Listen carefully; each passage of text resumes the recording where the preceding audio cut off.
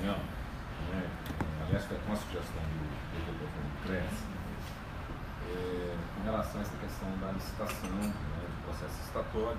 Então aqui tem uns vereadores, alguns que são membros da Comissão Especial de Inquérito, o vereador Anderson, o vereador Fígio, o vereador Wellington, o vereador Fábio Sena, o vereador... Você tá bom? Chega atrasado. Tudo bem? Seja bem-vindo. Liga, só chega atrasado. E os dois vereadores que estão acompanhando a discussão também, vereador Juarez e vereador Falei Caju. pra câmera escolher, eles estão aí, ó. O jornal hoje trouxe me gozando. Não, eu queria era mostrar que eu me jogo nas mãos da Câmara, você não tenho facilidade. Então, o objetivo que a gente pediu essa conversa são duas coisas. Primeiro, assim, nós estamos analisando, né, vários contratos, né, e a maioria desses processos, a maioria não, praticamente todos, na verdade, não é dessa gestão, não são dessa gestão, né, vem de outra gestão, inclusive esse processo licitatório. Essa licitação. Inclusive essa. Então nós estamos aqui, não há nada de politicagem, nada disso, nós estamos tentando verificar, inclusive assim, sobre o processo para trás, que era da Trana, é um verdadeiro absurdo, né? Nós estamos, inclusive, chegou ao ponto, para você ter uma ideia, a empresa ela loca os equipamentos por 90 mil da ET, a Trana loca da ET, um contrato está nos autos e faz a relocação disso para a prefeitura por 300 mil. Isso comprovado, ela com contrato. Quer dizer, ela pagava 90 mil para uma empresa e recebia 300 mil, né, pelo mesmo serviço da prefeitura. Então, se nós estamos vendo, a própria Tribunal de Contas julgou uma série de irregularidades, acabou de julgar agora esse contrato da Trana, mas nós estamos fazendo a investigação. No processo licitatório, é verdade que a proposta da COP ela é uma proposta bem melhor do que as outras. Aí também já tem um problema que o próprio termo de referência foi um termo que jogou o valor muito para cima, que é uma coisa que a gente vai questionar, porque que jogaram o valor tão para cima se tem outros lugares do país que tinham valor mais abaixo. Bem mais. Mas esse valor, até tanto é que as empresas questionam que elas foram induzidas. Quem que julgou para cima? A própria prefeitura. A administração A anterior. própria administração anterior. Entendeu? Então o termo de referência, ela joga o valor, por faixa, o valor era quase R$3.600. Né? Então, e aí essa empresa joga mais para baixo, mas a COP joga bem mais para baixo, tanto é que há um questionamento que o preço dela foi muito abaixo do que era o termo de referência e que seria até inexequível, né? O que não é verdade. Bom, aí nós estamos com duas coisas que a gente, assim, dois pontos que a gente está constatando como assim, para fortalecer, dizendo que esse valor da COP ainda está um valor acima. Primeiro, a planilha de custo deles. Quando a gente vai pegar a planilha de custo deles, a gente pega alguns itens aqui, como por exemplo energia elétrica, se a gente for somar, ele fala que vai gastar R$78 por faixa, e cada equipamento são 3 faixas, daria quase R$240. E nós pegamos agora, desse ano, que a Trana pagava, que ele está falando que ia pagar R$240, pagava R$33, R$47. Então, muito abaixo do que efetivamente ele fala. E outra questão também que a gente vê na planilha de custo, porque a planilha de custo é o que justifica por que ele está cobrando esse valor, né? Então é a questão dos impostos. Ele fala que o total de impostos vai dar 32,65%. Isso a empresa vencedora. A empresa vencedora. Eu falo, mas 32,65% impostos, por quê? Nós perguntamos para eles, aí eles tentaram justificar. Não deram conta de chegou a quase 30%, 30 e pouco por cento, mas aí falaram que o ISS é 5% e o deles, que tem uma isenção aqui com essa questão, quem tem 7 em determinados lugares aqui, que a Trana pagava é 2%. É 2%. Né? Ele fala que o imposto de renda, ele faz um cálculo sobre imposto de renda presumido, ele fala que o lucro dele é de 32%. Aqui na planilha diz que o lucro é de 10%, não é 32%. Mas se o lucro for de 10%, só se for bobo, ele colocar que vai pagar imposto de renda sobre o lucro presumido de 32%. Então vai dar um valor muito maior. Então isso também estaria equivocado. Contraditório. Outra questão, ele cobre duplicidade, ele fala sobre a questão, por exemplo, dos impostos, que é o sistema S. Ele fala que está 5,8%. Só que o sistema S, primeiro, já está na parte de encargos. Então ele tem a outra parte aqui que ele fala que é encargo trabalhista. E ele coloca isso como tributos, né? Porque já é duplicidade. Mas mesmo que não tivesse, esse 5,8% não é sobre o contrato. Porque você paga o sistema S é sobre a folha de pagamento, né? Então você aplicaria apenas sobre 11% e não sobre 100% do contrato como ele fez. Então, e assim, o que é mais importante é que na fundamentação, quando ele vai fundamentar por que que o valor era possível, dizer que era execuível, ele dá exemplos aqui de outras cidades que ele mesmo, primeiro ele fala das empresas, né? Olha, as empresas estão falando aí que a gente não dá conta de operar por esse valor, que é de R$ 1.690 e R$ 1.920 para no tiro, aquele de lombada, que ele faz dois preços, né? Um para lombada eletrônica, aquelas que é só para redutor mesmo, e aquela uma outra para os pardais. Esse é mais barato um pouco, R$ 1.680 por faixa. Aí ele vai justificar aqui, ele mostra que a empresa está chegando, uma das empresas inclusive está questionando, opera em Santos, São Paulo, por R$ 1.076, né? E ele mesmo fala, aqui é a declaração dele, da própria COP, que opera em Criciúma, por exemplo, o valor de R$ 1.531 a faixa, que opera em cidades do Rio Grande do Sul, 1.484. O senhor tem uma ideia, se a gente pegar esses valores que eles operam lá e colocasse aqui, dá uma diferença de quase 10 milhões de contrato. Né? Então, isso é uma outra questão que para nós assim, está ficando claro, tem uma margemzinha para trabalhar ainda, certo? E no custo que ele coloca aqui, e ele reafirmou isso para a gente, né? A gente perguntou o que custaria equipamento, eles falaram que vende equipamento hoje, seria em torno de, falou que é 6 mil dólares, então foi dólares, né? Foi cerca de 60 mil dólares. 60 mil dólares. Se a gente multiplicar. De 60 a 90, e ele nunca vendeu para o Brasil, só vende para o Uruguai. Só tem um negócio que ele falou que era 500 e poucos equipamentos, mas não é menos de 300 equipamentos. Faixas, mas cada equipamento é mais ou menos 3 faixas. Ele falou por equipamento. Seria em torno de 10 milhões de reais, vou fazer uma conta que seria para comprar. Esse valor de 10 milhões de reais está diluído aqui na justificativa do valor do contrato. Então o que nós estamos alegando? Ora, se na hora de eu fazer o contrato, durante a execução do contrato, eu pago pelos equipamentos, porque ele dilui o valor dos equipamentos aqui, o correto é que no final você paga esse é nosso. Mesmo que obsoleto, se veja porque quer dizer que fica. Seria obsoleto, já instalou há muito tempo, aliás, esse é obsoleto, eles estão porque retirando, a maioria dele. E eles nem retirou ainda. Até hoje o papel é melhor que nós temos que ter. Nem que vendeu carcaça. E aí, a gente poderia fazer um convênio com o IFG, já agora, já projetando lá na frente, já ia estudando lá na frente. Então a nossa ideia é o seguinte, nós sabemos que a prefeitura não pode ficar sem esse contrato. Então, assim, o que é o pensamento nosso? Se houver uma repactuação com essa empresa, aproveitar esse processo licitatório, não tem acordo, né? Esse é um pensamento, né? Que fosse uma repactuação do valor e uma repactuação dessa condição de cláusula de reversão. Então, isso é uma coisa. Aí vai falar assim, mas isso não está no plano de licitação, é verdade, não está. Mas isso não impede a empresa de aceitar. Né? O doutor Fernando Testa tem que colocar é um benefício, que, como é uma mudança contratual que ela é em benefício da sociedade do poder público, ela não há impedimento. Se nós fizéssemos qualquer alteração que tivesse encargo para a prefeitura, ela não seria possível. Mas nesse caso, como traz benefício, não tem problema.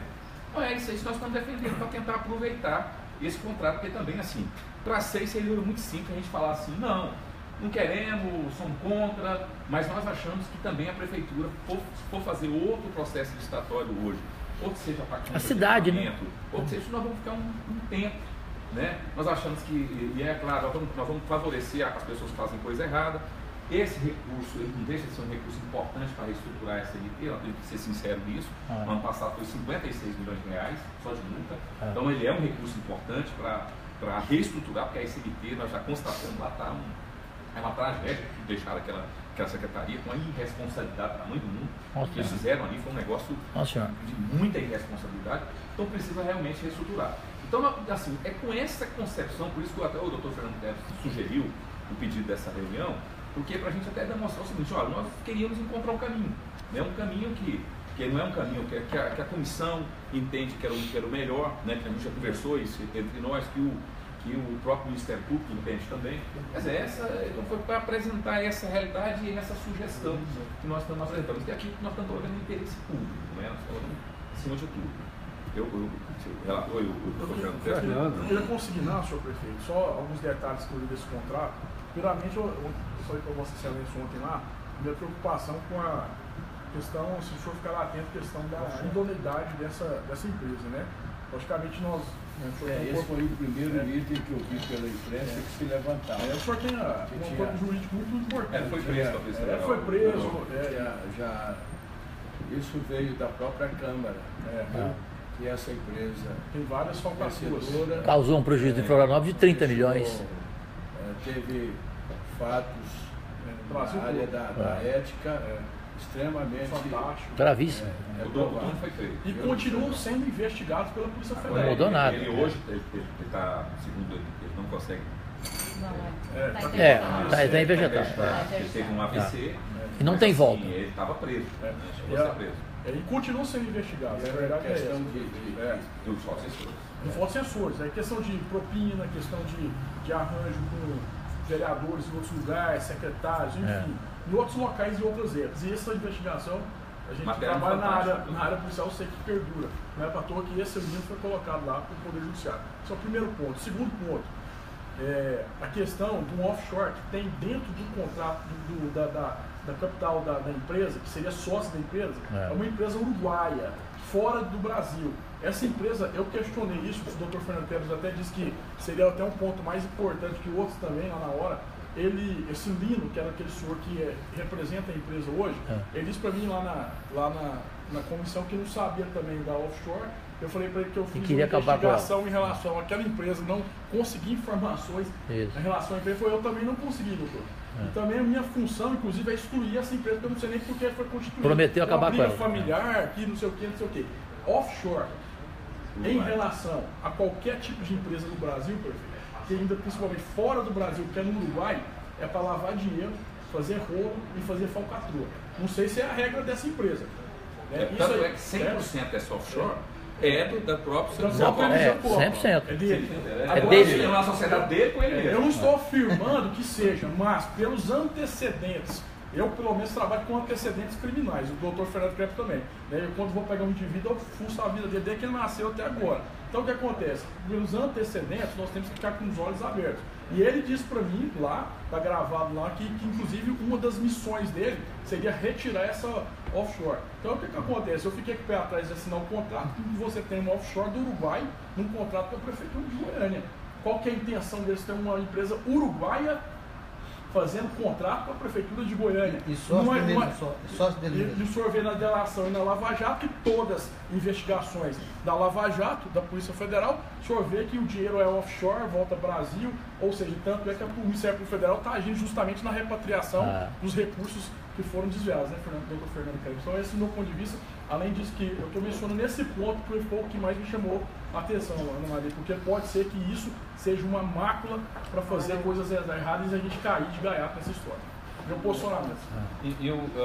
Nós acompanhamos as duas sessões até para agilizar, ao invés de ouvir o representante, nós acompanhamos a primeira reunião e não compareceu para a segunda. Esse diretor, que é um senhor que está lá, o senhor Lino, né? Ele está administrando essa empresa por intervenção do Poder Judiciário. Então ele é obrigado a prestar contas ao Poder Judiciário gaúcho, que está sediada a empresa, de todas as operações dessa empresa. De fato, o passado dela é preocupante, porque vai exigir da administração uma fiscalização maior, da controladoria judicial do município, dos próprios vereadores. Seria interessante constituir uma comissão para acompanhar o cumprimento do contrato. No entanto, ele de fato tem um menor valor, né? Ele é vantajoso sob esse ponto de vista. O que os vereadores argumentam e solicitam me parece que é justo, o administrador no primeiro momento ele refluiu, mas depois ele abriu a porta, que seria destinar esse equipamento ao final para o município. É claro que isso não está previsto no edital, mas como não há norma que causa prejuízo do município, pelo contrário, sendo a liberalidade, eu acho que o senhor, com a autoridade que o senhor tem, o senhor poderia conseguir isso, que é um benefício para o município e administrar. E a empresa também tem interesse num contrato. E essa doação de equipamentos, aí que que seja obsoleto ao final, ela poderia ajudar nesse convênio com a IFG. Já demonstrou interesse. Já tem que pegaria esse equipamento. Nós não ficaríamos com a tecnologia dele se eles desenvolvem pela FG, mas sim com os equipamentos, material. Né? Então essa rede filmadora, que tira foto, por exemplo, eles falam que é caro. Exato. Então esse material, porque realmente o contrato tem algoritmo, é o lucro justificado aqui por lá, pelas explicações que foram dadas, elas me parecem que eles vão conseguir explicar isso de uma forma ou de outra, pelo que eu assisti. A questão do offshore, que realmente é importante, que nós questionamos na alocação de viaturas, a primeira feita em grande escala pelo Estado em 2006, a empresa era uma offshore sediada nas Ilhas Virgens Britânicas, por um acaso nas Ilhas Virgens Britânicas. Tucana, tem até um livro chamado Privataria Tucana, né? O paraíso fiscal usado e reutilizado são as Ilhas Virgens Tucanas. Né? Essa empresa detinha 8%, a empresa sediada nas Ilhas Virgens detinha 8% da IM. No caso da POP é diferente, porque a offshore, há o compromisso de ele retirar a offshore da empresa em 60 dias. Ele assumir os compromissos, fazer o mais rapidamente possível. Aliás, ele levantou essa questão de existe essa empresa, ele passou a situação, reconheceu ela, reconheceu como ele também abomina esse tipo de empresa, era um erro, e que ele estava comprometido a retirar. Então nós temos como cobrar e fiscalizar isso, e ele tem condições de prestar contas para a gente. Olha, a offshore deixou de existir. Porque essa offshore foi criada pelo Eliseu Kopp, que hoje é uma pessoa em estado vegetativo. Ele não administra mais a empresa. Não é? Ele tem tutor, né? Tem 2 filhos. Ele criou essa empresa com ele mesmo, né? Num paraíso fiscal. Tem até uma autoridade alta aqui do estado que volta e meia está lá com alguém que foi nomeado na mesa, né? No Uruguai.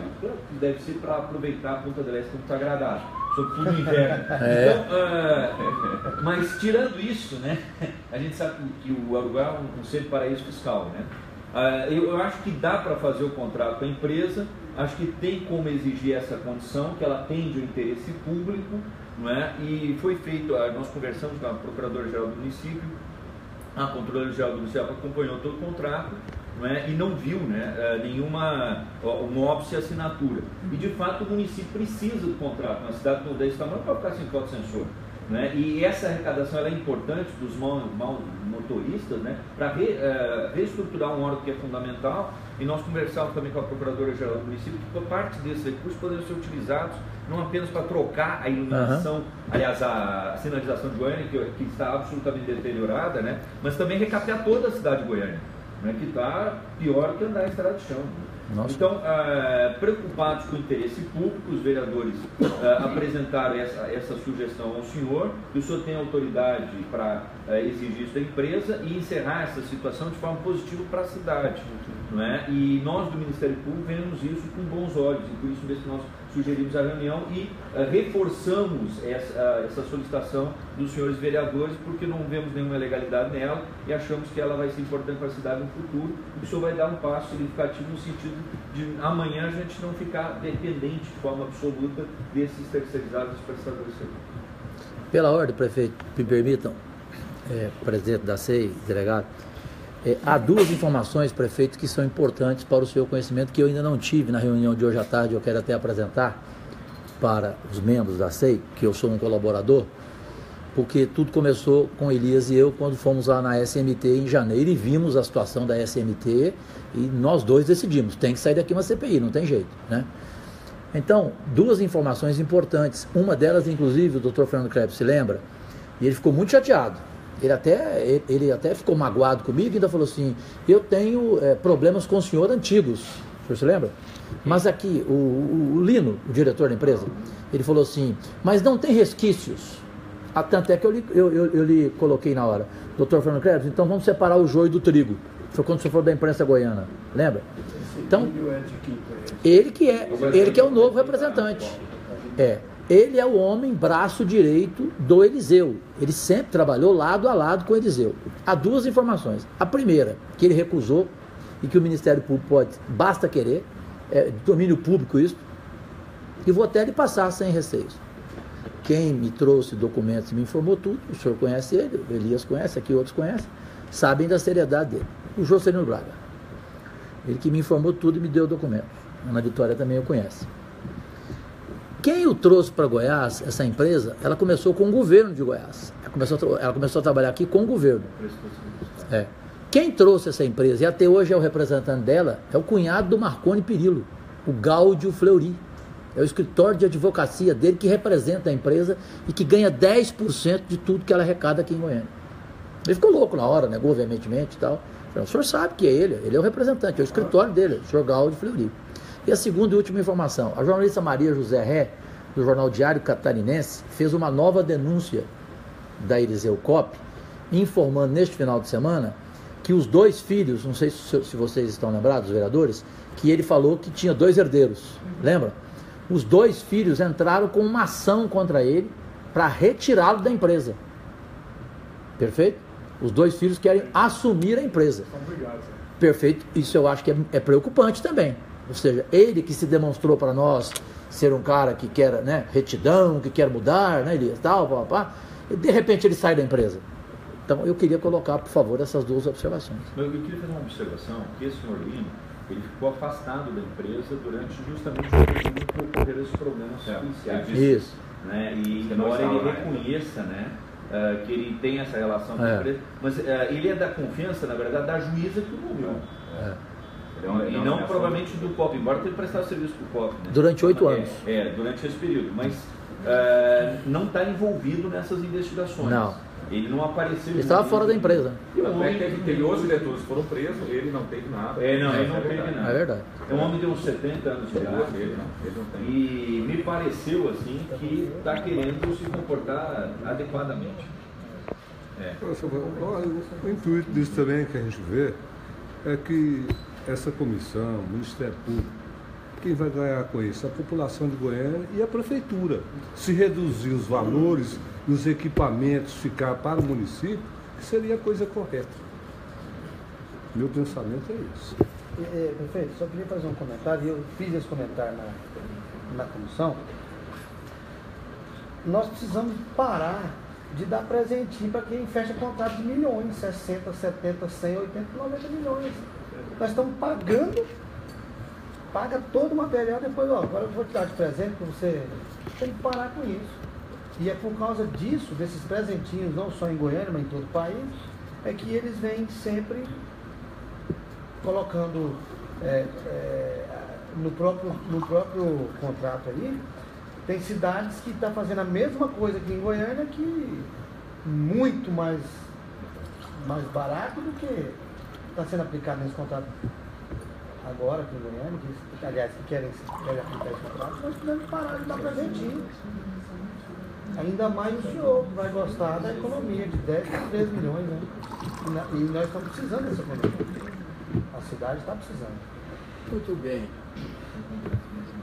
Em primeiro lugar, eu quero agradecer aqui a presença do representante do Ministério Público, que indiscutivelmente dá um outro sentido a esse encontro, né?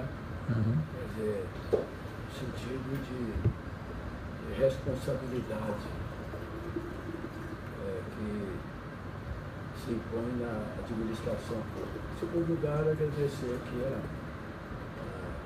comissão, porque muitas vezes eu sofro um pouco quando me vem aquela sensação de que eu estou sozinho diante do problema. Isso é comum na minha vida. Mas quando eu vejo que tem outras pessoas vivendo as complexidades comigo, eu me agiganto. E vamos em frente. E eu posso dizer que eu sempre fui muito cauteloso, muito. Sempre que eu tive nas mãos a responsabilidade de administrar o bem público. Um dia eu vou contar para vocês com minúcia. Lá no almoço. A primeira função que eu assumi foi de presidente da Câmara. Fui eleito no segundo dia. O que eu fiz na presidência da Câmara? Um dia eu quero dizer isso a vocês. Depois, quando prefeito de Goiânia, eu assumi a cidade numa situação muito difícil. Naquela época, o Estado, como construtor de Goiânia, o governo estadual, ia construindo, ia asfaltando rua, ia iluminando, ia varrendo as ruas, ia coletando lixo. Lá pelo 4º ano criou-se a prefeitura, mas já tinha aquela cultura, o Estado é que fazia tudo aqui. Nomeia-se o primeiro prefeito. E qual era a responsabilidade do prefeito naquela época? Era cuidar de Campinas, uma comunidade com 112 anos, uma das melhores comunidades de Goiás, Campinas, sede dos Redentoristas, sede do Seminário de Formação de Padres, sede do tradicional Colégio Santa Clara, de repente virou bairro de Goiânia. Então, o doutor Pedro nomeou o primeiro prefeito para cuidar de Campinas. Era lá. E assim veio. O Estado é que aprovava a planta, para construir casa, que aprovava loteamento, o Estado é que varria a rua, é que coletava o lixo, tudo era o Estado, aqui. Até que um dia, um adversário do Dr. Pedro ganhou a eleição para prefeito, Dr. Hélio Seixas de Brito, um dos homens mais nobres que eu já conheci na minha vida. Mas foi o primeiro homem a derrotar o candidato Ludovico e do governador, que era filho do Ludovico Mauro Borges. Qual foi a proposta dele de campanha? Eleito prefeito, vou exigir a transferência para a prefeitura de tudo que for de competência do município. E o povo aplaudia e tal. Bom, e ganhou. Ganhou do doutor Pedro, que era o grande líder, do governador. Imediatamente ele faz o expediente ao governador, se transferisse tudo. Aprovação de planta, disso, daquilo e tal, para tudo. O Mauro, mais do que ele presta assim um decreto desse tamanho, passa tudo. O Hélio de Brito não falou em dinheiro e não era o Mauro que ia falar. Porque a prefeitura só cuidava de Campinas, não precisava de dinheiro, era um pouquinho. Então ninguém pagava imposto municipal. IPTU era uma porcaria, era simbólico. Viu? Bem, olha, ele não teve coragem de aumentar os impostos, de rever esses impostos, que eram 3 só, viu? E foi um desastre, na verdade foi essa, a administração do Dr. Hélio foi um desastre. Eu assumi a prefeitura, para vocês terem uma ideia, com 10 meses de atraso, operários e funcionários, a cidade um buraco só, asfalto aqui era só do Palácio do Governo, lá na Praça da Estação, da 74 até ali na Botafogo. Quinta Avenida tinha uma avenida asfaltada. O doutor Hélio fez o dinheiro que o Ribas trouxe para ele. Viu? E Campinas tinha 3 ruas asfaltadas, 24 de outubro. Amazonas, que eu já ia lá, a Bonfim. Só tinha isso. Setor Sul só tinha a Rua 82, que contornava o Palácio. Não tinha uma rua asfaltada. Setor Oeste também não tinha um palmo de asfalto. Setor Aeroporto já estava sendo habitado. Bem, eu assumi a prefeitura nessa situação. E tive uma coragem. A posse foi às 10 horas da manhã. Às 8 horas eu dei, antes da posse, eu dei a primeira ordem. Alguém chegou para mim, hoje escurece o pagamento do imposto municipal. Viu? E está do jeito que era, não dá nada. Eu dei a primeira, fecha as 2 coletorias, não deixa arrecadar um centavo. Viu? E no dia seguinte traz todos os talões. Naquele tempo tudo era feito à mão. Funcionário bom é que tinha boa caligrafia. Né? Chega da primeira semana, cadê os talões? Não, está com medo. Porque qual foi a ordem que eu dei? A alíquota é a mesma, mas é avalio do imóvel, o valor real, e ponha. Bem, vem a segunda semana, nada, a terceira conversa muito. Está igual no outro, eu não tinha um centavo, viu? Foi que falou, olha, lá no Café Central, principalmente, é que você está igual no outro. O Café Central era um ponto, né? Lá na porta da faculdade e tal. Boca maldita. Aí eu chamei a minha equipe, e uma equipe, eu tive essa qualidade. Uma equipe que ninguém podia imaginar. Eu constituí. Trouxe o professor Nilma Bernardes para secretário de Finanças, que tinha sido meu professor no liceu e meu colega na Câmara Municipal. Terminou o último mandato e eu não quis mais. Eu fui eleito deputado. Dirceu Matias era um cartorário aí de primeira grandeza. Trouxe para ser secretário de governo. E trouxe o Zé Pereira, que era um gênio lá da escola técnica. Ele fazia o técnico básico com isso. Bom, chamei essa equipe toda ali e disse, olha, vamos fazer mutirão.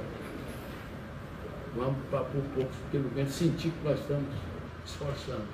Não, mutirão é coisa de roça. O povo da cidade não sabe nem o que é isso. E realmente, professor, jornalista, não sabia o que era mutirão. E eu tinha vindo da roça. Olha, e ali começou um projeto interessante, foi um sucesso. O primeiro.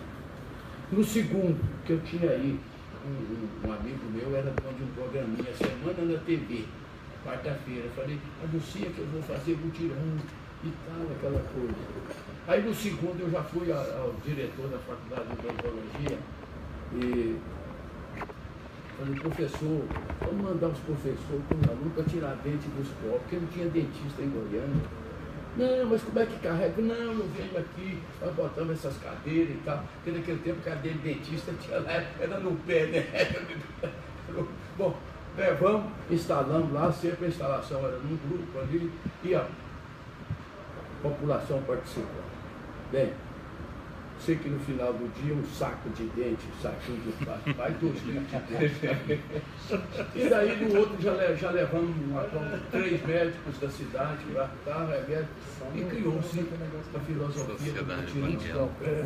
Quando saíram os talões, já 2 meses depois, que colocou, avisou, começa, parece que o mundo ia acabar. E ia acabar. Cada um, quando pegava o talão, tirava. Você já viu o outro aonde que minha mãe ia, né? Bom, e eu metei a mão ali. Falei, não, isso é justo e tal. O doutor Pedro me chama na casa dele. Ô vereador. Prefeito, eu vou pedir licença, porque eu estou com o pessoal, tem 400 policiais na Câmara Municipal, nós estamos com um evento lá. Vou pedir licença e agradecer a... Depois vereador, transmite a hora que eu entrar na questão propriamente dita aqui, transmite a você. Muito obrigado. Obrigado. Um abraço, cara. Não, pode deixar comigo. O meu outro carro, cara. Obrigado. Mas então, o doutor Pedro me chama, está na casa dele, no terceiro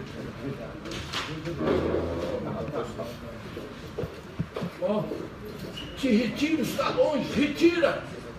Eu falei, não, doutor, não tem discussão. Você fez absurdo. Ele pensou, eleger um louquinho, né? Pra lá. Aí o doutor Pedro, tá? Com muito custo eu consegui, o doutor Pedro, eu não fiz isso, viu? Assim de improviso, não, eu meditei muito, porque se nós não tiver renda, daqui 4 anos, eles vão nos expulsar da prefeitura como nós nos expulsamos nessa última eleição. Não, mas não pode, você exagerou. Aí eu disse, doutor Pedro, algum pobre veio reclamar para o senhor? Ele, o que é? Foi algum pobre veio reclamar do imposto? Eu, por quê? Porque eu não mexi com os pobres, doutor Pedro. Eu mexi foi com os ricaços aqui do centro, lá de Campinas, que todo mundo pode pagar, aqui do setor oeste, esse povo que pode, não fui mexer com o setor Pedro, com Nova Vila, não, essa coisa não, viu? Aí ele, bem, mas se eu não tivesse posição naquele momento, eu tinha ido para o fracasso inapenavelmente. De repente, olha, nós fazendo o que nunca Goiânia esperava, viu? Asfaltando tudo, ligando Goiânia a Campinas pela fama filoperária, aqui pelo aeroporto, construindo a ponte ali na Avenida X, construímos aqui na Assis Chateaubriand, viu? Porque asfaltamos da Assis Chateaubriand até na Anhanguera, asfaltamos parte do aeroporto, asfaltamos Vila Nova, Nova Vila, Campinas inteira, e ainda derrubamos mais de 100 prédios na Avenida Amazonas, para abrir a segunda pista que hoje é a Anhanguera. A prefeitura fazendo aquilo, eu negociando com cada morador bem. Mas então, eu sempre fui muito cauteloso nas minhas atitudes administrativas. Agora, digo a vocês, para dar tranquilidade, eu disse isso ontem na gente, em Goiás, em 82, eu fiz aqui de Goiânia, mudei tudo, viu? Depois veio para o governo de Goiás. Goiás tinha 900 quilômetros de estrada asfaltada, nós asfaltando 4.000 e poucos quilômetros. Construímos ginásio de esporte em cada cidade. Construímos estádio de futebol lá em Séries, aqui em Aparecida, lá em Quirinópolis, e fomos, tudo obras grandes. Virou o canteiro de obras nacional. Dezenas e dezenas de empresas botando água em toda a cidade, aquela coisa, aquele troço e tal. E você pergunta, mas e os financiamentos? Falei, não. Tudo no meu governo custa menos, custa 1/3 que eu pago à vista. Esse é o segredo. Aqui, qualquer tijolinho que nós mexemos, vem cá, eu autorizo, eu olho aqui. O que nós temos? Todo dia tem um boletim, eu vivo com o secretário da Fazenda diariamente.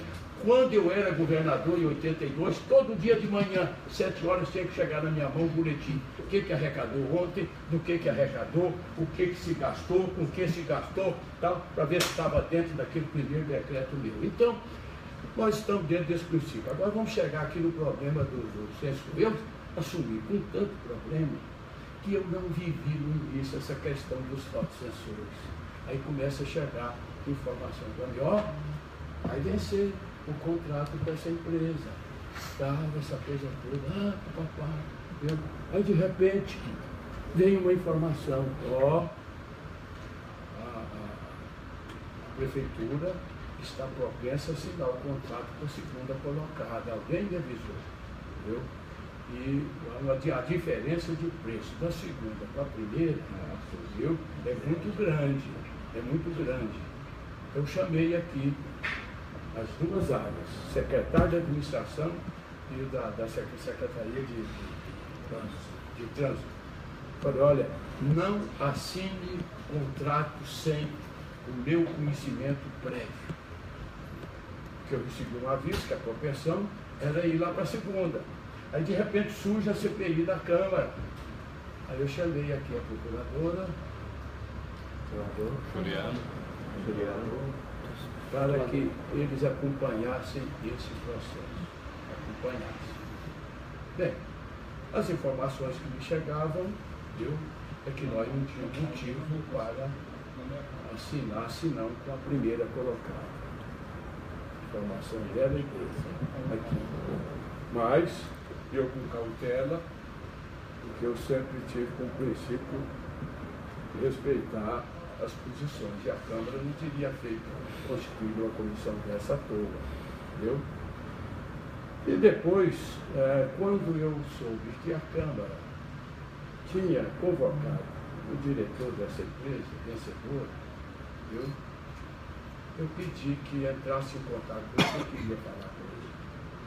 Eu já estava com o parecer, não contei para ele, ele estava com o processo na mão, eu sei que ele ia à Câmara, ele passou aqui. Aí eu disse para ele, falei, olha, eu chamei o senhor aqui diante de tantos comentários que têm surgido contra a sua empresa. E eu fui observar o processo, não tem nada que impede a assinatura do contrato, mas eu queria ter maiores conhecimentos do que é a sua empresa. Os 3 secretários você está. O maior conhecimento, porque falam demais aí a respeito dela. Aí ele disse, olha, eu fui convocado, não me entro em detalhes, eu fui convocado para administrar essa empresa porque o seu proprietário estava impossibilitado fisicamente. E eu posso dizer ao senhor, isso eu falando aqui, é uma grande empresa, tem tecnologia própria dos seus instrumentos, não está aí atrás de tal. Procurou Goiânia, porque é uma cidade central, tudo que se faz aqui reflete pelo país afora. Então, esse foi o nosso objetivo já, sobre a minha responsabilidade de procurar Goiânia. Mas, bom, falou, aí eu disse, olha, diante do que já nos informamos e diante do que o senhor fala, eu, na verdade, não vejo motivo para deixar de conduzir o processo para assinar com o senhor. Mas eu também não quero fazer sem ouvir uma comissão na Câmara que está debruçada sobre essa questão. E virei para ele e falei, agora quero que o senhor saiba, o senhor está em Goiânia, veja esse livro aqui na mesa. Isso aqui é uma Bíblia. É para mostrar para quem vem para Goiânia que aqui, nessa mesa, está uma pessoa comprometida com Deus. E quem é comprometido com Deus não prevarica. De forma que o senhor nunca faça favores a quem quer que seja nessa cidade. Se tiver que fazer, o senhor vai fazer para a prefeitura, para o povo. Bem, essa foi a minha conversa com ele. Depois veio o parecer, agora veio de lá, e as informações que eu recebi, eu não sei se seria você ou a procuradora que daria, é que conseguiram, nessas discussões aí, viu? Já uma concessão por parte deles. Porque você falar e exigir hoje que os objetos fiquem, eu pergunto, isso não consta do edital. Quer dizer, aí já vão achar que, como é que conseguiu e tal essa coisa? Eu tenho as precauções para nunca dar margem a entendimentos diferenciados. Mas eles... Se o senhor quiser que eu posicione no Estado... Ele está, depois do parecer que não tinha motivo, eu acho que o parecer foi esse. Aí veio o parecer dele. O que você tem para contar para mim? Nós estamos fazendo com muita cautela, eu recebi inclusive o vereador lá no gabinete, e conversando com os técnicos, nós estamos fazendo um trabalho a 6 mãos. Procuradoria, que fez um trabalho muito bom, mas praticamente jurídico.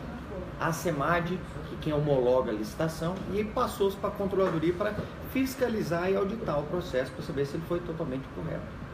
Os técnicos da Controladoria, diante dos questionamentos, numa reunião que o vereador Elias esteve conosco lá, nós pedimos para que a empresa abrisse a composição dos custos. Diante dessa composição, nós fomos ao tribunal, conversamos informalmente com o tribunal e ele nos orientou que deveríamos analisar preço a preço. Nós oportunizamos a empresa novamente se manifestar através da SEMAD, através do parecer dos nossos técnicos, e a empresa conseguiu fazer uma diminuição do valor do contrato de 5 milhões, mais de 5 milhões um pouco, 5 milhões 300 e pouco, equivale a quase 10% do valor do contrato.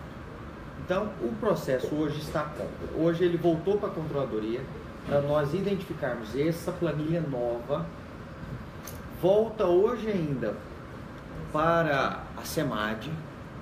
A SEMAD retifica a homologação da licitação, assina o contrato, manda para a SBT assinar o contrato, volta para a Controladoria certificar num todo.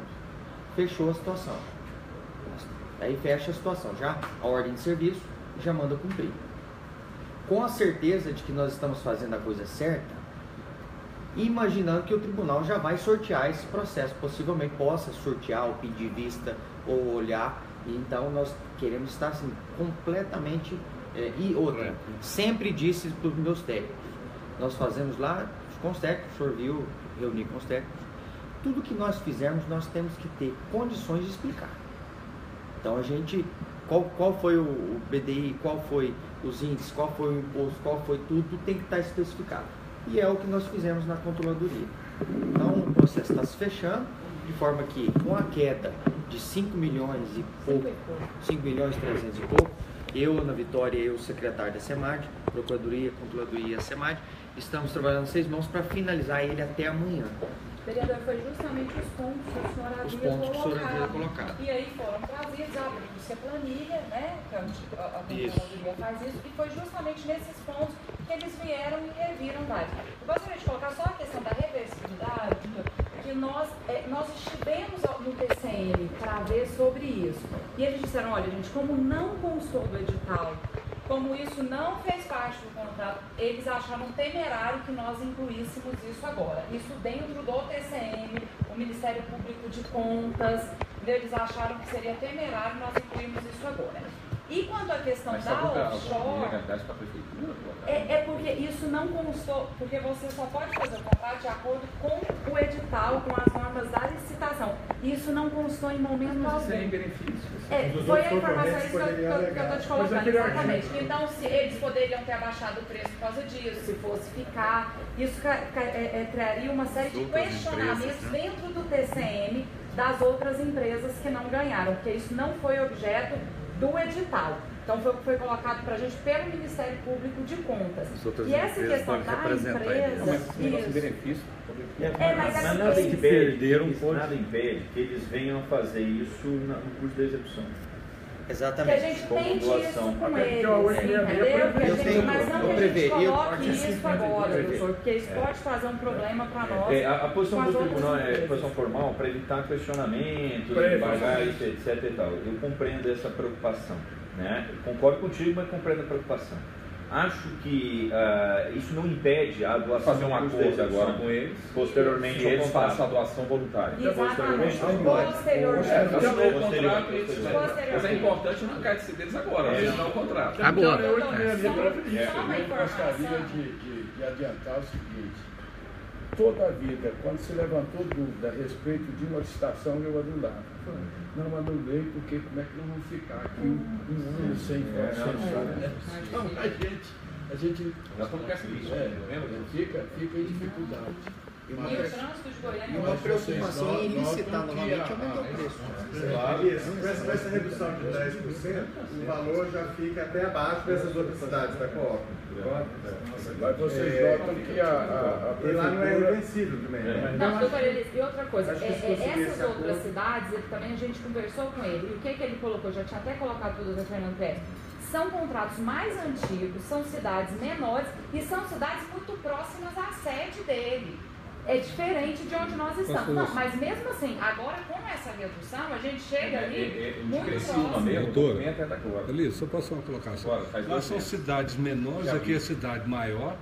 Eles vão ganhar mais e a cidade pequena vão ganhar muito menos, porque o serviço deles é menos. Então eles podem fazer sim. Mas com a redução, gente, se vocês colocarem a redução que vai ser fechada agora, a gente chega perto desse contrato. Você entendeu? Mas quando fala assim, cidades menores, aqui é uma cidade maior. Eu é mais próximo, mas aqui tem mais serviço, só isso. Veja bem, o que eu acho muito importante é daqui a 5 anos a gente está com esse problema de entendeu? Por isso que eu acho a cláusula de reversão muito importante. Ainda que não seja no contrato, mas há um compromisso, e compromisso não tem se entrar na justiça contra, fazer um compromisso público deles fazerem essa doação, e assinou o contrato, depois eles entrem já com o documento. Depois, por exemplo, ele entra com um documento, porque se fizer esse compromisso com o prefeito, eles vão cumprir. Eu acredito que se fizer esse compromisso, ele vai cumprir. Entendeu? Olha, vai passar 2, 3 meses aí, ele entra com uma doação voluntária. Ninguém vai poder questionar a empresa por isso, né? Então ela não seria o objeto do contrato, mas seria o objeto de um compromisso com o prefeito. Se fizesse compromisso com o prefeito, a gente acha que pode ser um caminho. Não sei o que você acha. Eu acho que não vai cumprir isso, mas de qualquer forma. Você acha que não cumpre? Mas de qualquer forma, mas aí tem um tribunal, né? Eu acho que não sabe por quê? Eu acho que a empresa vai querer receber em dia. Ela tem interesse na tua boa relação.